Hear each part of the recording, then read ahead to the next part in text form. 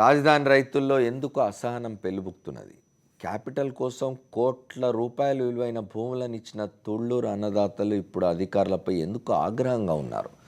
రాజధాని కోసం భూములు ఇవ్వాలని గ్రామాల్లో తిష్ట వేసిన మంత్రులు ఇప్పుడు ఎందుకు మొహం చాటేస్తున్నారు? రాజధాని రైతుల్లో ఆందోళనకు కారణం ఏమిటి? తెర వెనుక ఏం జరుగుతున్నది? ఏపీ రాజధానిగా తుళ్లూరు ప్రాంతాన్ని ఎంపిక చేసినప్పుడు ప్రభుత్వంపై చాలా విమర్శలు వచ్చాయి. 3 పంటలు పండే భూములను ఎందుకు తీసుకుంటున్నారని ప్రధాన ప్రతిపక్షంతో పాటు కాంగ్రెస్, కమ్యూనిస్టులు, ప్రజా సంఘాలు ఆందోళనలు చేశారు. అయినప్పటికీ ప్రభుత్వం తుళ్లూరు, మంగళగిరి, తాడేపల్లి మండలాల్లోని 29 గ్రామాల రైతుల నుంచి సుమారు 40,000 ఎకరాల పంట భూముల్ని తీసుకుంది. మొదట్లో రైతులు భూములు ఇవ్వడానికి సంశయించిన మంత్రులు నారాయణ, ప్రతిపాటి పుల్లారావుల అరచేతిలో వైకుంఠం చూపించి భూములు తీసుకున్నారు. కానీ ఇప్పుడు సీన్ మారింది. డిసెంబర్ నెలాఖరుకి అభివృద్ధి చేసి ఇస్తామన్న భూమి రైతులకు ఇవ్వకపోగా వాయిదాల మీద వాయిదాలు వేస్తున్నారు. పైగా రైతులకు అందాల్సిన పరిహారం ఇంకా అందలేదు. వివాదాలు పరిష్కరించాల్సిన ప్రభుత్వం చోద్యం చూస్తోంది. ఇదంతా ఒక ఎత్తైతే ఇటీవల సింగపూర్ ప్రతినిధులు ఇచ్చిన రాజధాని మాస్టర్ ప్లాన్ దెబ్బకు రైతులకు దిమ్మ తిరిగిపోయింది. ఆ మాస్టర్ ప్లాన్లో సీడ్ క్యాపిటల్ క్రింద మందడం, లింగాయపాలెం, తాళ్లాయపాలెం గ్రామాలను పూర్తిగా తొలగించాల్సి రావడం, ఎక్స్ప్రెస్ హైవేల పేరుతో మరో 6 గ్రామాలను తొలగించాల్సి ఉంటుందని ఆ ప్లాన్లో పేర్కొన్నారు. ఈ విషయాన్ని ఎంత దాచాలనుకున్న ప్రభుత్వానికి కుదరలేదు. విషయం లీకవడంతో రైతుల ఆందోళన మొదలైంది. భూములు తీసుకున్నది కాక ఇప్పుడు ఊళ్లను కూడా ఖాళీ చేయాలని ప్రశ్నిస్తున్నారు. రైతులకు అఖిలపక్షం నేతలు మద్దతు తెలిపారు. ఈ ప్లాన్ గురించి మేము ఇక్కడ ఉన్నటువంటి ఆఫీసులో స్టాఫ్ నడుతూ ఉంటే వాళ్లే సరైనటువంటి సమాధానం చెప్పలేనటువంటి పరిస్థితులు, ఒక స్పష్టత అధికారులకే లేనటువంటి పరిస్థితులు. ఇవాళ ఆ ముసాయిదా ప్లాన్కి సంబంధించి కూడా మొత్తం ఇంగ్లీష్లో పెట్టారు. అసలు ఎక్కడ మొదలవుతుంది, ఎక్కడంటే అవుతుంది కూడా ఎక్కడో కూడా కన్ఫ్యూజ్గా ఉంది మాకే, చదువుకున్నటువంటి మాకే. ఇటువంటి పరిస్థితుల్లో దీన్ని ఈ డేట్ని పొడిగించాలా, తప్పనిసరిగా ప్రజల అభిప్రాయాలు తీసుకోవాలా, రైతాంగం అభిప్రాయాలు తీసుకోవాలా. ప్రభుత్వం చెప్పింది ఒకటి, చేస్తోంది మరొకటి అని రైతులకు అర్థమైంది. అందుకే మాస్టర్ ప్లాన్ అవగాహన సదస్సులను ఎక్కడికక్కడే అడ్డుకుంటున్నారు. మాస్టర్ ప్లాన్ సంగతి తర్వాత ముందు మా ఊళ్ళు ఉంటాయో లేదో చెప్పాలని ప్రశ్నిస్తున్నారు. సమస్యలు పరిష్కరించకపోతే రాజధాని ఇక్కడ కట్టడానికి వీల్లేదంటున్నారు. రాజధాని రైతులకు హామీల మీద హామీలు ఇచ్చిన మంత్రులు నారాయణ, పుల్లారావులు పొరపాటును కూడా ఆ గ్రామాల వైపు కన్నెత్తి చూడటం లేదు. సీఎం చంద్రబాబు కూడా నోరు మెదపడం లేదు. దీంతో రైతులంతా ఆగ్రహంగా ఉన్నారు. అసలు తెర వెనుక ఏం జరుగుతోంది? మా పొలాలు లాక్కునేంత వరకు చెప్పిన మాటలు ఇప్పుడు ఏమయ్యాయంటూ ఫైర్ అవుతున్నారు. గ్రామ కంఠాల సమస్యను ఇప్పటికీ పరిష్కరించకపోవడంతో రైతుల ఆగ్రహం మరింత కట్టలు తెంచుకుంటోంది. దీంతో మాస్టర్ ప్లాన్ పై అవగాహన సదస్సులు హాట్గా మారుతున్నాయి. ఉద్దండరాయనపాలెంలో రైతుల అవగాహన సదస్సును బహిష్కరించారు. అధికారులకు చుక్కలు చూపించారు. నిన్నటి వరకు సానుకూలంగా ఉన్న గ్రామాల్లో ఇప్పుడు ప్రభుత్వ చర్యలపై విమర్శలు వెల్లువెత్తుతున్నాయి. బెదిరించి తీసుకున్నది కాక ఇళ్ళు గోడలు పోయినాయి, మీరు ఈదిలో ఉండండి అంటున్నారు. ఈదిలో ఉండేవా? అట్లా ఏం లేదమ్మా, ఎవరి ఇళ్ళు వాళ్ళే ఉంటారు. ఎట్లుంటారండి? అసలు మా ఊళ్ళో మాకు రోడ్లే వద్దు. రోడ్లో చెప్పేశాం కదమ్మా, అది రోడ్లు వద్దే వద్దండి. ఈ ఇళ్ళన్నీ అలాగే ఉంటాయి, ఎటువంటి సమస్య అవన్నీ కూడా మొత్తం. మరి ప్రపంచ స్థాయి రాజధాని నిర్మాణం చేస్తామంటున్న పెద్ద మనుషులు ఇప్పుడైనా రైతుల ముందుకొచ్చి వారి ప్రశ్నలకు సమాధానమిస్తారో లేదో చూడాలి. ఆంధ్రప్రదేశ్ రాజధాని అమరావతి నిర్మాణం కోసం సింగపూర్ కంపెనీలు ఇచ్చిన మాస్టర్ ప్లాన్కు సంబంధించిన అవగాహన సదస్సులు రాష్ట్ర ప్రభుత్వం పెడితే అమరావతి ప్రాంతంలో రసాభాస జరిగింది. వాళ్ళ ఉద్దండరాయణిపాలెంలో సిఆర్డీఏ అధికారులకు చుక్కలు కనిపించాయి. అసలు వాళ్ళు జవాబు చెప్పుకోలేని స్థితిలో ఉన్నారు. ప్రజలకి అక్కడ ప్రజలు ప్రశ్నిస్తూ ఉన్నారు, మా ఇల్లు కూడా లాక్కొని మమ్మల్ని ఎక్కడికి వెళ్ళమంటారని చెప్పి. ఇప్పటివరకు నష్టపరిహారం మాట ఎత్తడం లేదు. అంతా గందరగోళంగా ఉంది. అసలు దీన్ని మరింత కాలం దీన్ని వాయిదా వేయాలి, దీన్ని తేదీలు పొడిగించాలని చెప్పి అఖిలపక్షం కోరుతున్నది. దాని గురించి మాట్లాడుకుందాం. ముందు లక్ష్మీనారాయణ గారితో మాట్లాడదాం. లక్ష్మీనారాయణ గారు, ఇవాళ సిఆర్డీఏ అని ఒక సంస్థను ఏర్పాటు చేసినారు, క్యాపిటల్ రీజన్ డెవలప్మెంట్ అథారిటీ అని చెప్పి. దాని అధికారులు ఇవాళ మనం టీవీలలో చూసినాం, వాళ్ళంతా కూడా కిన్నులై ఉన్నారు. వాళ్ళకి ఏం అర్థం కావడం లేదు జవాబు చెప్పడానికి. అట్లా ఏం కాదమ్మా, మీ ఇళ్ళు మీకే ఉంటాయని చెప్తున్నారు. కానీ సింగపూర్ కంపెనీలు ఇచ్చిన మాస్టర్ ప్లాన్లో వాళ్ళు చెప్తున్న దాని ప్రకారం ఈ ఇళ్ళని పోతాయి, భూములు ఇచ్చేసాం, పొలాలు ఇచ్చేసాం, ఇప్పుడు ఇళ్ళు కూడా ఖాళీ చేసిపోమంటున్నారని చెప్పి చాలామంది పెద్ద ఎత్తున తిరగబడుతున్నారు. దాని గురించి మాట్లాడు. అమరావతి రాజధాని నిర్మాణానికి శంకుస్థాపన ప్రధానమంత్రి చేత చేయించేది దానికి ముందుగానే రైతాంగంలో కాస్త విశ్వసనీయత కలిగించి ఉండాల్సింది. ఆ విశ్వాసం ఇవాళ సడలిపోయినటువంటి పరిస్థితి మనకు గమనిస్తూ ఉన్నాం. భూములు వాళ్ళకి జీవనాధారంగా ఉన్నటువంటి భూములను త్యాగం చేసిన తర్వాత వాళ్ళ జీవితాలకి భవిష్యత్తుకి భరోసా ఇచ్చేటువంటి రీతిలో రాష్ట్ర ప్రభుత్వం విశ్వాసం పాదుకొల్పాల్సినటువంటి అవసరం ఉంది. రాజధాని నిర్మాణం తర్వాత రాజధాని నిర్మాణం ద్వారా లభించేటువంటి ఫలితంలో రైతులతో పాటు వ్యవసాయ కార్మికులు ఇతర వృత్తుల మీద ఆధారపడినటువంటి ఆ ప్రాంత ప్రజలు మొదటి లబ్ధిదారులుగా ఉండాల్సినటువంటి అవసరం ఉంది. అప్పుడే వాళ్లకు సరైనటువంటి న్యాయాన్ని సమకూర్చినట్లుగా భావించాలి. ఈరోజు అది ఆ భవిష్యత్తు పైన వారికి అనుమానాలు కానీ అవిశ్వాసం కానీ ఎందుకు వస్తూ ఉంది? ఇచ్చినటువంటి వాగ్దానాలను అమలు చేయడంలో రాష్ట్ర ప్రభుత్వం వైఫల్యం చెందుతున్నదా అనేటువంటిది మనం ఆలోచించాల్సినటువంటి అవసరం ఉంది. దానికి తోడు మాస్టర్ ప్లాన్ను పరిశీలించిన తర్వాత అబ్జెక్షన్స్ను తెలియజేయమని చెప్పేసి విడుదల చేసినటువంటిది ఆంగ్ల భాషలో ఉండేటువంటి నివేదికను పెట్టారు. అది అందరికీ అందుబాటులోకి రాలేదు. ఎంతమంది ఇంగ్లీష్ను అర్థం చేసుకొని దానికి సమాధానం చెప్పగలరు? రైతులకు కానీ వ్యవసాయ కార్మికులు కానీ ప్రజలు కానీ అందరూ దాంట్లో భాగస్వాములు కావాలంటే మాతృభాష అయినటువంటి తెలుగులో దాన్ని తయారు చేసి విడుదల చేసి సరైనటువంటి సమయం ఇవ్వాలి. అందుకని దాన్ని తెలుగులోకి ఇవ్వండి, వాయిదా వేయండి అభిప్రాయ సేకరణకి, అభిప్రాయాలు తెలియజెప్పడానికి అనేటువంటిది ఒక న్యాయబద్ధమైనటువంటి డిమాండ్. ప్రభుత్వం తక్షణం ఆ పని చేయాలి. రెండవది ఎక్స్ప్రెస్ రోడ్డు నిర్మాణం పేరిట గతంలో ఏం చెప్పారు? ఉన్న గ్రామాలను ముద్దుకోము, ఎక్కడే ఉంటాయి అని వాగ్దానం చేశారు. ఇప్పుడు ఆ గ్రామాలు కొన్నింటిని 5, 6 గ్రామాలను కూడా లేపేసేటువంటి అవకాశం ఉందనేటువంటి అభిప్రాయం వచ్చింది. అబ్జెక్షన్స్ వచ్చిన తర్వాత, గొడవ చేసిన తర్వాత లేదు మీ గ్రామాలు అలా ఉంటాయనేది కాకుండా ముందే రోడ్డును ప్లాన్ చేసేటప్పుడే ఎక్కడెక్కడ పోతుంది అనేటువంటిది డిజైన్ చేసేటప్పుడే మాట్లాడుకోవాలి. అలాగే ఇవాళ డీకేటీ పట్టాలు ఉన్నటువంటి అసైన్డ్ భూములు ఉన్నటువంటి వాళ్ళకి కౌలు ఇవ్వడం లేదనేటువంటిది కూడా వస్తుంది. వాళ్ళకి డబ్బులు పే చేస్తామని చెప్పారు. పట్టాదారు రైతులకేమో ఇస్తున్నారనేటువంటిది అసైన్డ్ భూముల వాళ్ళకి ఇవ్వడం లేదు. వీళ్ళందరూ కూడా దళిత వర్గాలకు సంబంధించినటువంటి వాళ్ళు. సామాజిక న్యాయ కోణంలో చూసినప్పటికీ వాళ్ళకు ముందు వాళ్ళని ఆదుకోవాల్సినటువంటి అవసరం ఉంది. అలాగే పెరిగిపోతున్నటువంటి ధరవరల మధ్య ఇస్తున్నటువంటి 2500 అనేటువంటిది వ్యవసాయ కార్మికులు కానీ ఇతరులకు కానీ వృత్తికోలు కోల్పోయినటువంటి వరకు సరిపోదు, మాకు ఇతర ప్రత్యామ్నాయ వృత్తులు కూడా లేవు అనేటువంటి పరిస్థితుల్లో దాన్ని పెంచాలనేటువంటి డిమాండు ఒకటి ఉన్నది. కొన్ని 10,000 కోట్ల రూపాయలు వెచ్చించి నిర్మాణం చేయబోతున్నటువంటి రాజధాని నగరంలో ఇటువంటి సమస్యలను, న్యాయబద్ధమైనటువంటి సమస్యలను రాష్ట్ర కేంద్ర ప్రభుత్వాలు ఆలకించాలి, వాటిని అడ్రస్ చేయాల్సినటువంటి బాధ్యత వాళ్ళపైన ఉన్నది. ఎందుకు సాచివేత వైఖరి ప్రదర్శిస్తున్నారో అర్థం కాదు. తద్వారా సమస్యలు సృష్టించుకోవడం తప్ప, రాజధాని నిర్మాణానికి అడ్డంకులు సృష్టించుకోవడం తప్ప ఉన్న సమస్యల నుంచి బయటపడడానికి దోహదపడదు. ఒకవైపునేమో రాజధాని నిర్మాణానికి శరవేగంగా అడుగులు వేయాలి, 2018 నాటికే ఒక స్వరూపం తీసుకురావాలి, మరి ఇతర దేశాలకు తిరగడం, కేంద్ర ప్రభుత్వం చుట్టూ తిరగడం, డబ్బులు కావాలని అడగడం, ఇవన్నీ చేస్తున్నటువంటి పూర్వరంగంలో రాజధాని నగరమే లేకుండా విభజన జరిగినటువంటి పూర్వరంగంలో త్వరితగతిన రాజధాని నిర్మాణం జరుపుకోవాలంటే ఇలాంటి అడ్డంకులను తొలగించుకోవాల్సినటువంటి అవసరమైతే అడ్డంకులు తొలగించుకోవాలని అంటే ముందు అసలు భూములు ఇచ్చిన రైతులకు స్పష్టత రావాలి కదా. ఆ స్పష్టత వాళ్ళ విశ్వాసాన్ని పాదుకొల్పాలే. మొన్న ప్రధానమంత్రి శంకుస్థాపనకు వచ్చినప్పుడు కూడా రైతులు చాలా ఆశించినారు, ఏవో ప్రకటనలు వస్తాయని చెప్పి, అవేం రాలేదు. మనతో ఆళ్ళ రామకృష్ణారెడ్డి గారు అట్లాగే గఫూర్ గారు కూడా ఉన్నారు విజయవాడ మంగళగిరి నుంచి. రామకృష్ణారెడ్డిని అడుగుదాం, ఆయన అక్కడ ఆ ప్రాంతంలో ఉండి చూస్తున్న వ్యక్తి. రామకృష్ణారెడ్డి గారు, ఏం జరుగుతున్నది తాజాగా? ఇప్పుడు రైతులు మళ్ళీ వాళ్ళ ఉద్దండరాయపాలెంలో అవగాహన సదస్సుల్ని అడ్డుకున్నట్టున్నారు. సార్ నమస్కారం అండి. నమస్తే.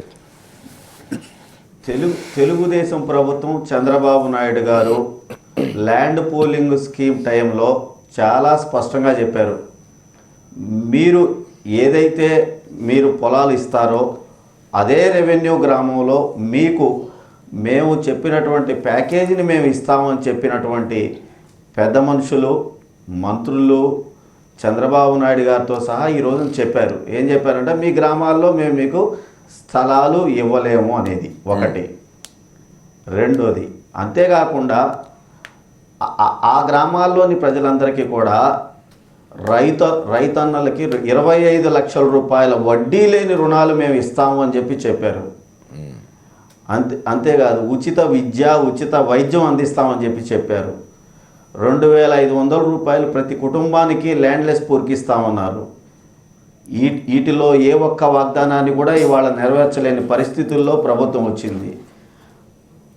ఇవాళ తెలుగుదేశానికి చెందినటువంటి కొంతమంది రైతన్నలు వాళ్ళు రాజధాని కోసం, చంద్రబాబు నాయుడు గారి కోసం, పార్టీ కోసం మొట్టమొదట తుళ్ళూరులోనే ఇచ్చినటువంటి వాళ్ళు ఈ రోజున చంద్రబాబు నాయుడు గారి మీద, నారాయణ గారి మీద, పుల్లారావు గారి మీద తిరుగుబాటు చేసే స్థాయికి వచ్చారు అని అంటే పూర్తిగా చంద్రబాబు నాయుడు గారు దీన్ని రియల్ ఎస్టేట్ వ్యాపారం కోసమే చేస్తూ ఉన్నారు.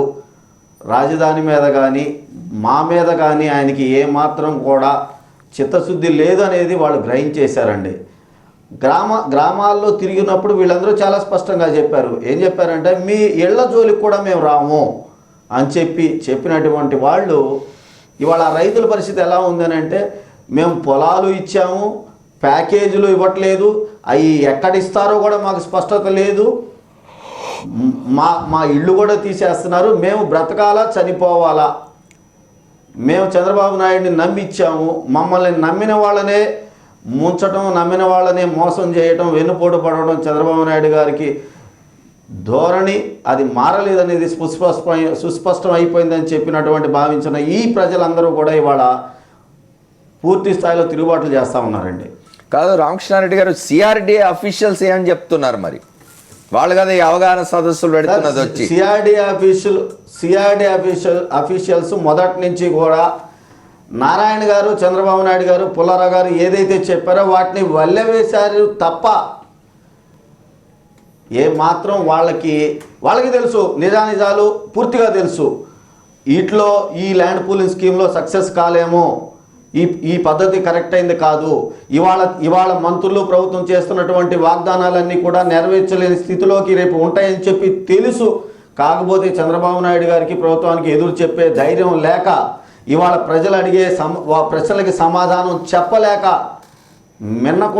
మిన్నకుండిపోతూ ఉన్నారండి. అందుకనే ప్రతి గ్రామంలో కూడా రైతన్నలు, పేదవాళ్ళు అడిగే ప్రశ్నలకి కనీసం సమాధానం చెప్పలేనటువంటి స్థాయిలో కూడా వాళ్ళు ఉండలేకపోతూ ఉన్నారండి.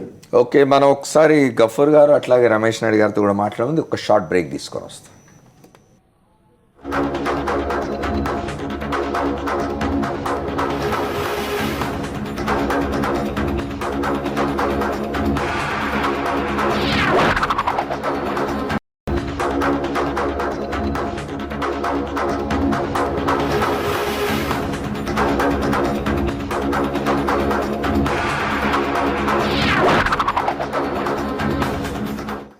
Welcome back to the fourth estate. మనం అమరావతి రాజధాని నిర్మాణానికి సంబంధించి మాట్లాడుకుంటున్నాం. ఒకసారి గఫూర్ గారితో మాట్లాడి నేను రమేష్ నాయుడు గారి దగ్గరికి వస్తాను.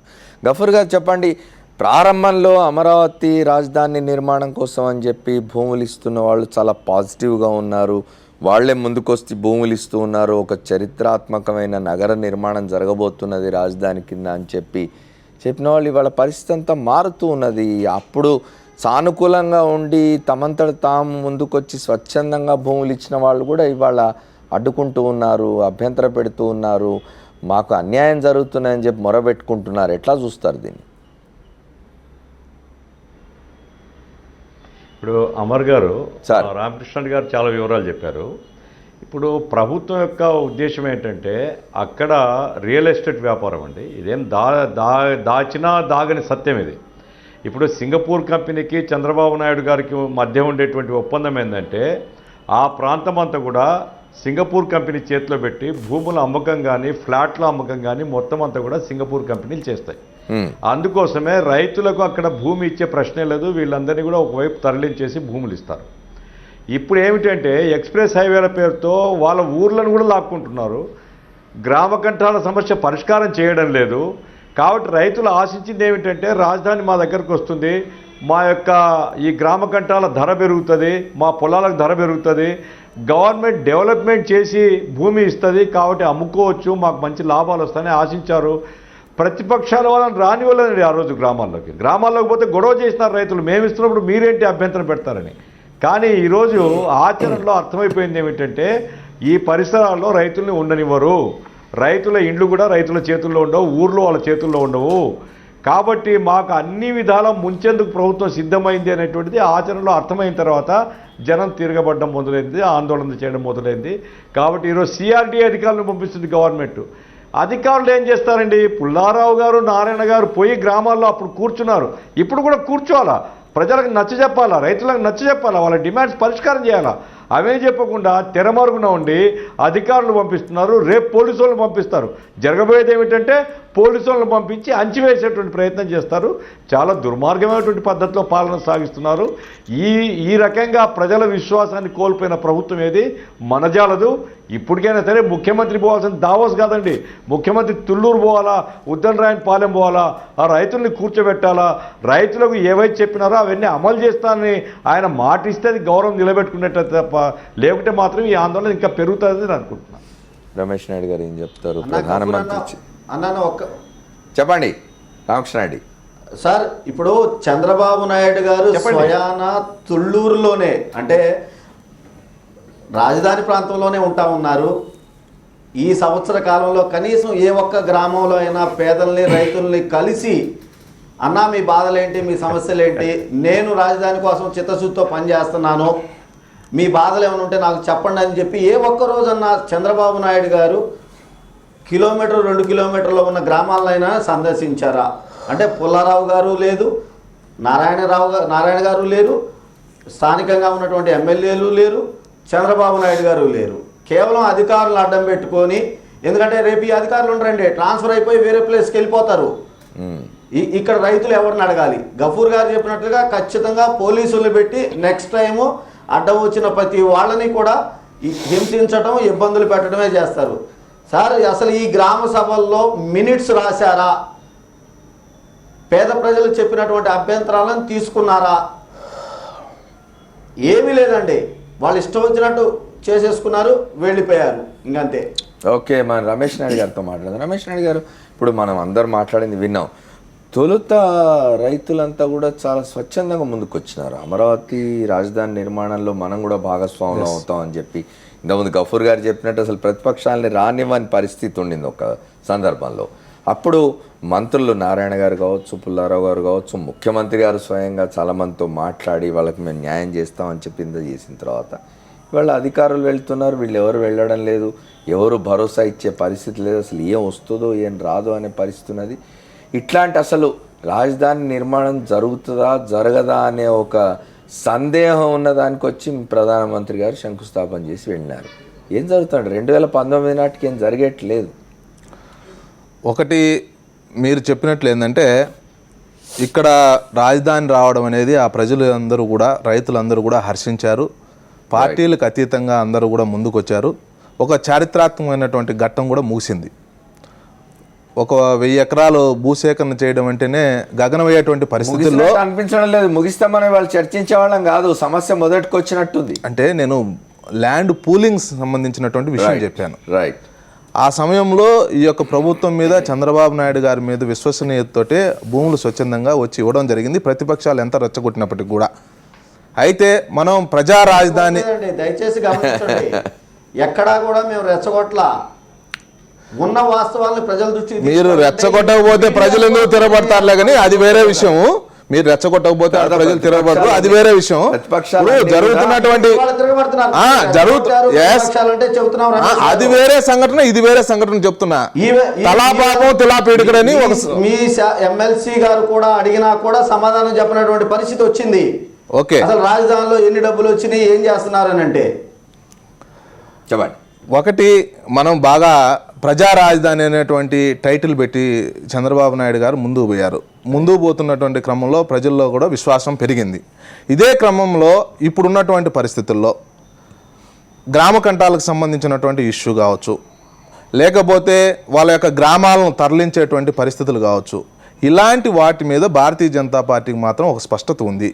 ఎందుకంటే రాజధాని నిర్మాణం అనేది మా కోసం చేస్తున్నారు, దీంట్లో మేమందరం భాగస్వామ్యం కావాలి అని చెప్పి త్యాగాలకు కూడా వాళ్ళు సిద్ధమయ్యారు. భూమిపుత్రులు త్యాగాలకు సిద్ధమయ్యారు. ఇలాంటి పరిస్థితుల్లో వాళ్ళకు గన ఏమాత్రం కన్నీటిని లేకంటే క్షోభకు గురి చేసేటువంటి పరిస్థితులు కన్నా వచ్చినాయనుకోండి, ఆ రోజు తప్పనిసరిగా ఈ ప్రభుత్వానికి చెడ్డ రోజులు దాపురించినట్టే. అయితే ఇదే సమయంలో ఏంటంటే ఆ రోజు ప్రజాప్రతినిధులు అందరూ కూడా గ్రామాలకు వెళ్ళారు. ఈ విషయాన్ని మనందరం కూడా చర్చలో మాట్లాడుకుంటున్నాం. ప్రజాప్రతినిధులు అందరూ కూడా ఇప్పుడు కూడా వెళ్ళాలి. అధికారులు పోతే ఆ యొక్క గ్రామంలో నివసిస్తున్నటువంటి ప్రజల యొక్క సెంటిమెంట్ వాళ్ళకి అర్థం కాదు. వాళ్ళు ఎంతవరకు కుర్చీలో కూర్చొని ఏసీ గదుల్లో ఉన్నటువంటి ఆలోచన, ప్రభుత్వం నుంచి వచ్చేటువంటి ఆదేశాలు ఏవైతే ఉన్నాయో అవి తూచా తప్పకుండా పాటించేటువంటి పరిస్థితి ఉంటుంది. కానీ సెంటిమెంట్స్కు ప్రాముఖ్యత ఇవ్వరు వాళ్ళు. కాబట్టి తప్పనిసరిగా ఈ యొక్క మంత్రులు ఎవరైతే ఉన్నారో ఆ యొక్క మంత్రులు, ప్రజాప్రతినిధులు ఆ యొక్క క్షేత్రస్థాయిలో పరిశీలనకు వెళ్ళాలి. ఆ యొక్క గ్రామాల ప్రజల యొక్క మనోభావాలు గుర్తించాలి, గౌరవించాలి. దీంట్లో ఏమాత్రం డివేట్ అవ్వడానికి ఆస్కారమే లేదు, మనం ఒప్పుకునేటువంటి ప్రసక్తి కూడా లేదు. భారతీయ జనతా పార్టీ దానికి కూడా వ్యతిరేకం. అవసరమైతే సిఆర్డీఏ యొక్క పరిధి తగ్గించుకోండి, అంతేగాని లేకపోతే మీరు వేసేటువంటి రోడ్ల యొక్క పరిమాణం ఏదైతే ఉందో తగ్గించుకోండి, లేదంటే డైవర్ట్ చేసుకోండి, అవకాశం కూడా ఉంది. ఇదే పరిస్థితుల్లో ఎక్స్ప్రెస్ హైవేలు అనేటువంటి కొంచెం టైటిల్స్ బాగా కూర్పు చేసి మీరు గ్రామాలను ఆ యొక్క ప్రజల యొక్క మనోభావాలు దెబ్బతినే విధంగా, సెంటిమెంట్స్ని దెబ్బతినే విధంగా వ్యవహరిస్తామంటే మాత్రం భారతీయ జనతా పార్టీ తప్పనిసరిగా వ్యతిరేకిస్తుంది. ఇంకొక విషయం మీరు ప్రెషర్ చేయొచ్చు కదా, ఇప్పుడు చేస్తాం. అది ఇప్పుడు ప్రారంభ దశలో చర్చల సందర్భంలో నడుస్తుంది. పూర్తి స్థాయిలో విశ్లేషణ రాలే. ఇంగ్లీష్ లో రమేష్ గారు చాలా చెప్పండి. రమేష్ గారు ఒక్క విషయం అండి, 26వ తారీఖు తోటి అభ్యంతరాలు చెప్పడానికి లాస్ట్ రోజు అండి. ఈ 2-3 రోజుల్లో అయినా సరే బీజేపీ ప్రభుత్వం మీరు చెప్పినట్లుగా సిఆర్డీఏ కమిషనర్కి లేఖలు రాయటము, మీరు చేస్తున్న ప్రాసెస్ తప్పు అని చెప్పి చెప్పాల్సిన ఆవశ్యకత చాలా ఉందండి. దయచేసి 2-3 రోజుల్లో సమయం గడిచే లోపల మీరు చేయండి. ఒకటి మాత్రం వాస్తవం అండి, వాళ్ళ యొక్క అభిప్రాయ సేకరణ తీసుకున్న తర్వాత ప్రజల నుంచి వచ్చినటువంటి వినతులు ఈ యొక్క ప్రభుత్వం రెస్పెక్ట్ చేస్తుందా కాదా అనేటువంటి విషయం కూడా మనకు స్పష్టత రావాలి. వచ్చిన తర్వాత మేము తప్పనిసరిగా దాని మీద భారతీయ జనతా పార్టీ ఒపీనియన్ కూడా ఇందులో భాగంగా మాది కూడా రాబోతుంది. తప్పనిసరిగా దాని విషయంలో మేము ఎప్పుడు ప్రజల పక్షాన్ని ఉంటాం. ఇదే సమయంలో ఒక నిర్మాణాత్మకమైనటువంటి సూచనలు చేయడంలో కూడా మాకేం ఇబ్బంది లేదు. అవసరమైతే రామకృష్ణ గారు ల్యాండ్ పూలింగ్ స్కీమ్ టైంలో కూడా చాలా స్పష్టంగా చెప్పారు. ఏమని మీరు అభిప్రాయాలు ఏమైనా ఉంటే మాకు చెప్పండి అని చెప్పిన రోజున నుంచి ఈ రోజు వరకు కూడా ఎక్కడ కన్సిడర్ చేయలేదు రమేష్ గారు. దయచేసి దీన్ని మీరు అంటే ఈ సంవత్సర కాలంలో అసలు అభిప్రాయాలు తీసుకోలేదు పరిగణలోకే. దయచేసి ఈ విషయాన్ని గమనించండి. ఒకసారి గఫూర్ గారు కూడా ఏదో మాట్లాడుతున్నారు, ఒక నిమిషం. గఫూర్ గారు చెప్పండి. అమర్ గారు, ఏం లేదు, నేను సోదరుడు రమేష్ గారిని కోరేది ఏమిటంటే, ఇప్పుడు ఆయన ఏమంటున్నారంటే మంత్రులు పోవాలి అని.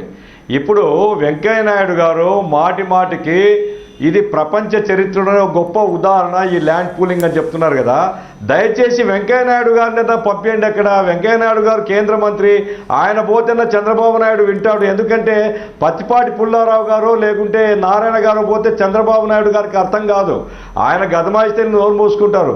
కనీసం వెంకయ్య నాయుడు గారు పోతే ప్రజల బాధలు, ప్రజల కష్టాలు ఎందుకు వ్యతిరేకిస్తున్నారో అర్థం చేసుకున్నారని చంద్రబాబు నాయుడు గారికి చెప్పడానికి ఉపయోగపడుతుంది. దయచేసి రమేష్ గారిని నేను కోరుతున్నానండి, కనీసం వెంకయ్య నాయుడు గారిని అక్కడ పంపండి. వెంకయ్య నాయుడు గారు ప్రజాక్షేత్రంలో ప్రజల మధ్య ఉంటున్నారు. ప్రజల మనోభావాలు తెలుసుకోవడానికి, లేదంటే ప్రజలు పోయి చెప్పడానికి ఆయన ఏమి వేరే చోట లేడు, కోట కట్టుకొని ఏం లేడు. నిరంతరం అమరావతి వెలుపల్లి ప్రజల దగ్గర అమరావతికి వెళ్ళమంటున్నారు. వెంకయ్య నాయుడు గారు రాజధాని ప్రాంతంలో సమస్యలు, బాధలు తెలుసుకోవడానికి రాలేదండి. దయచేసి గమనించండి. ఇప్పుడున్నటువంటి పరిస్థితుల్లో ఎక్కడ ఏ మూల దునియా ముట్టిమే అన్నట్టు ఈ యొక్క సెల్ ఫోన్ ప్రపంచంలో, ఐటీ ప్రపంచంలో విషయాలు తెలుసుకోవడం కోసం అక్కడ పర్యటనే చేయాల్సిన పల్లె.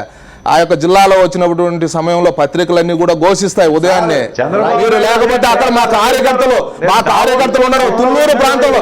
ఒక విషయం రామకృష్ణారెడ్డి గారు, మా యొక్క రాష్ట్ర ప్రధాన కార్యదర్శి నివసిస్తున్నటువంటి గ్రామం కూడా తుళ్ళూరు అనేటువంటి విషయం మర్చిపోవద్దు.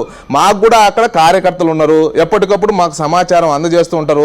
అక్కడి నుంచి అభిప్రాయం, రైతుల యొక్క అభిప్రాయం తెలియజేస్తుంటారు, రైతుల పక్షాన్ని కూడా మాట్లాడుతున్నారు. ఎంత పాత్ర పోషించింది రమేష్ గారు? ఇప్పటికే సోము వీర్రాజు గారు వేసినటువంటి ప్రశ్నలకి తెలుగుదేశం సమాధానం చెప్పాల. అంతేకాదు మోదీ గారు దయదలిచి రాజధాని మీద ఇప్పటి వరకు 2,200 కోట్ల రూపాయలు నిర్మాణానికి ఇస్తే ఆ 2,200 కోట్ల రూపాయలు దేనికి ఖర్చు పెట్టారో ఒక్క మాట కూడా పెదవిప్పినటువంటి పరిస్థితి ఉందండి ఈ రోజున. దాన్ని మీరు ఖచ్చితంగా బీజేపీ పార్టీ తరఫున మీరు ప్రశ్నించాలి చంద్రబాబు నాయుడు గారిని. ఎందుకు ప్రశ్నించడం లేదు మీరు మరి? తప్పనిసరిగా భారతీయ జనతా పార్టీ ఈ యొక్క రాజధాని నిర్మాణం విషయంలో మేము ఒకటి వాళ్ళకి పదే చెప్తూనే ఉన్నాము. మేము కావాల్సినంత సహకారం ఇవ్వడానికి సంసిద్ధంగా ఉన్నాం. అదే సమయంలో పారదర్శకంగా క్రియేటివ్ థింకింగ్ తోటి ముందుకు వెళ్ళాలి. నిర్మాణం ఎవరు చేస్తారనేటువంటిది కూడా మేము పరిగణలోకి తీసుకోము. కానీ అది తప్పనిసరి